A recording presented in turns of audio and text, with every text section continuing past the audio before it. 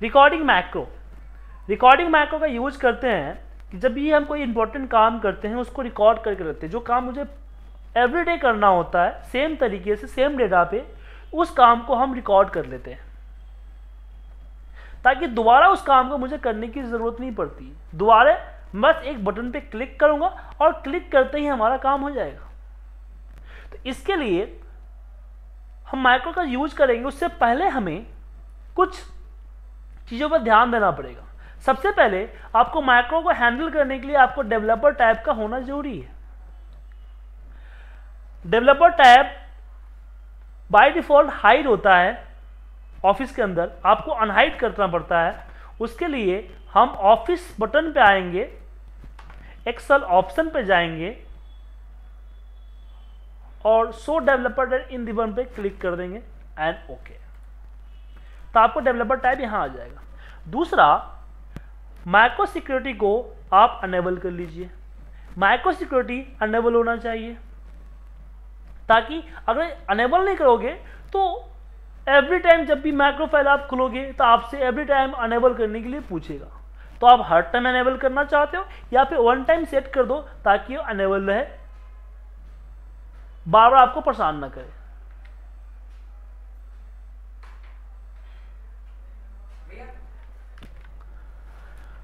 Micro security को enable करने के बाद हम फाइल को सेव करेंगे। याद रखिएगा, जब भी आप मैक्रो वाली फाइल को सेव करें तो यहां पे सेव का टाइप जो होता है Excel macro enable workbook select कर ले। बाय डिफॉल्ट आपका एक्सेल वर्कबुक होता है। अगर आपने गलती से एक्सेल वर्कबुक पे सेव कर दिया तो आपने जो भी मैक्रो लिखा है या मैक्रो रिकॉर्ड किया है सारे मैक्रो डिसेबल हो जाएंगे और सारे मैक्रो लॉस्ट हो जाएंगे।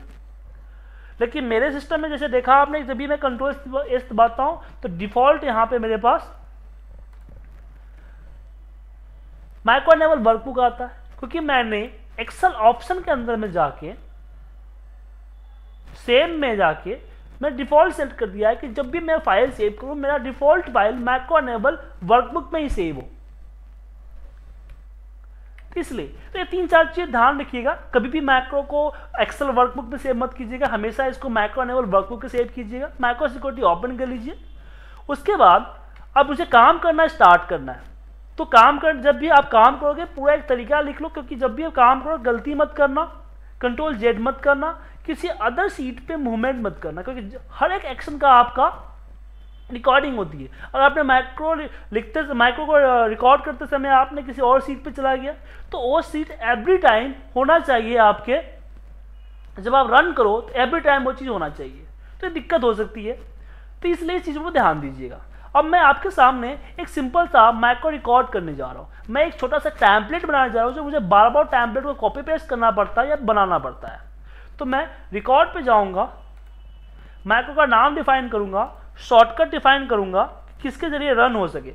जरूरी नहीं कि शॉर्टकट डिफाइन ही मत करो, कर भी सकते नहीं भी कर सकते हो। मैक्रो के बारे में कुछ देना चाहते हो तो दे सकते हो, देन ओके।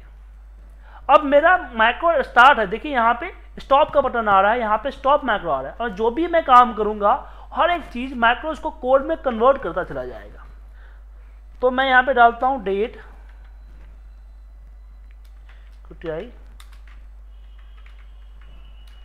अमाउंट कमीशन, पूरे को सिलेक्ट किया, होम पे गए,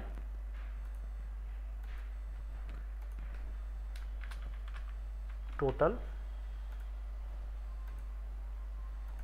equal some, bracket open and close किया, फिर इक्वल सम क्लोज किया, और यहां पे भी हमने मल्टीप्लाई बाय दैट, और इसका 10% निकाल लेता हूं मैं। 10% हमने इसका 10% निकाल लिया, और यहां भी हम फॉर्मूला लगा देते हैं, मल्टीप्लाई बाय ए, कॉपी और नीचे तक पेस्ट कर देते हैं।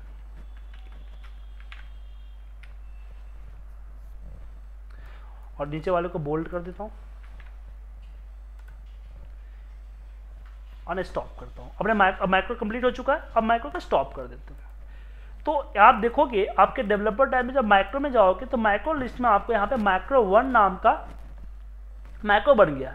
इसने क्या किया, आपके मैक्रो ने क्या किया, रिकॉर्डिंग मैक्रो ने क्या किया, आपका जो भी आपने स्टेप फॉलो किया है उस स्टेप को एज ए कोड यहाँ पे राइट कर दिया इसने। और जब भी मैं प्ले करूंगा एक कोड 1 by 1 रन होगा। तो चलिए इसको हम प्ले करके देखते हैं। हमने मैक्रो में गए, सिलेक्ट किया और रन कर दिया। तो आपने देखा जिस काम को करने में मुझे 2 या 4 या 5 या 10 मिनट लगा उस काम को इसने विदिन सेकेंड में करके दे दिया। अब चाहो तो इस मैक्रो को किसी बटन पे भी असाइन कर सकते हैं हम। जैसे कि मैं चाहता हूं कि कोई बटन पे क्लिक करूं तो ये मैं इसको क्लियर करता हूं, यहां से क्लियर ऑल, सारे सारे क्लियर हो जाएगा। मैं एक बटन असाइन करना चाहता हूं, उस पर क्लिक करने पे ये मैक्रो रन होना चाहिए। तो डेवलपर बार में जाएंगे, इंसर्ट के अंदर आप इस बटन को लीजिए और ड्रैग कर दीजिए। जो ऊपर वाला बटन आपने डिजाइन किया है तो उसमें हमेशा इससे पूछेगा आपको असाइन मैक्रो, सेलेक्ट कीजिए एंड ओके कर दीजिए। अब इस पर क्लिक करते ही मैक्रो चल जाएगा।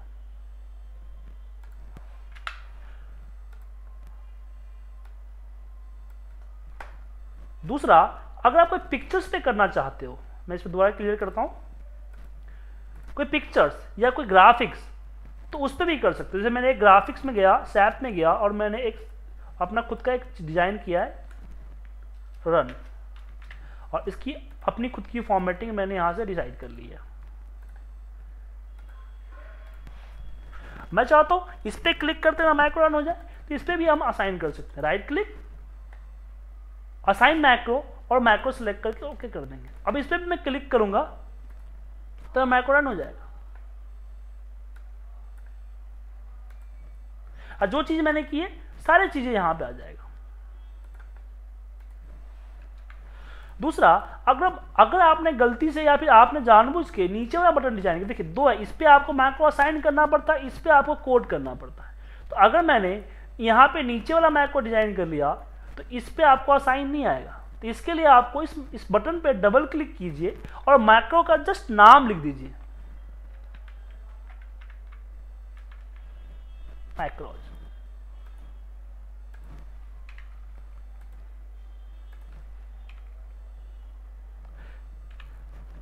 देखिए हमने भी नाम गलत लिखा था तो हमारा एम कैपिटल नहीं हुआ था। जब भी इसमें क्या होता है कि जब भी आप मैक्रो गलत लिखते हो तो उसका कैपिटल लेटर नहीं होता, क्योंकि जब भी हम कोई कोड टाइप करते हैं तो हमेशा कैपिटल लेटर में नहीं होता, फर्स्ट लेटर कैपिटल हो जाता है, सारा का सारा कैपिटल नहीं होता है, या फिर सारा का सारा स्मॉल नहीं होता है। तो अगर फर्स्ट कैपिटल हो जाए इसका मतलब है कि आपने कोडिंग सही लिखा है। आप इस पर कुछ चेंज करना चाहते हो तो राइट क्लिक करके मैं एडिट पे चला जाऊंगा और इस पर कुछ भी टाइप करना चाहते हो वो भी टाइप कर दो। और सेम मैं यहां पे भी टाइप कर सकता हूं, right click, edit text, run.